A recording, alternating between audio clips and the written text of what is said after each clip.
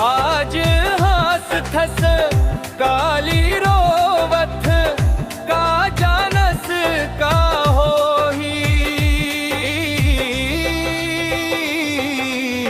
सुख दुख के ये खेल निराला, कैसने दिन फिर जाही। दुख पीराला का कर बतावे, सब झन छोड़ जाही। राम नाम के संगी सहारा, संग तोर रही जाही। एक का भरोसा चोला माटी के है राम, चोला माटी के राम। राम के नाम जप ले संगी, जीवन सफल हो जाही रामा।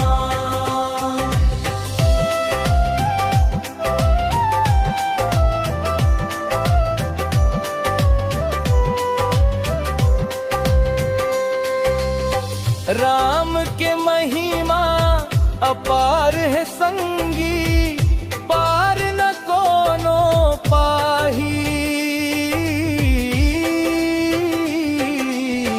जैन सुमरे श्री राम के नाम ला, भव सागर तर जाही। सीताराम के जयकारा लगाबो, मन मंदिर महकारी। रामायण के चौपई गाबो, भक्ति रस बरसाही।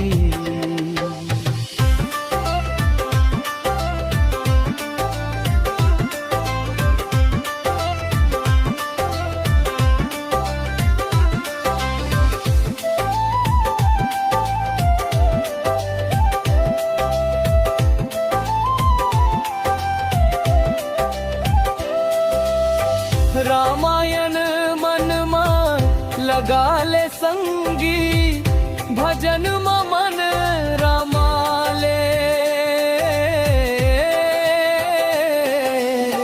माया मोह के बंधन छोड़ के राम चरण अपना ले। लक्ष्मण भरत शत्रुघ्न संगे, भक्त के दीप जलाही। हनुमान के नाम सुमरन हर संकट सब मिट जाही। जय श्री राम के नारा लगाबो, गाँव गाँव गूंजाही। भक्ति गीत गाते संगी, जीवन सफल बनाही। गंगा यमुना सरस्वती मैया, आशीष बरसाही। राम नाम के अमृत पी के मनवा हर्षाही।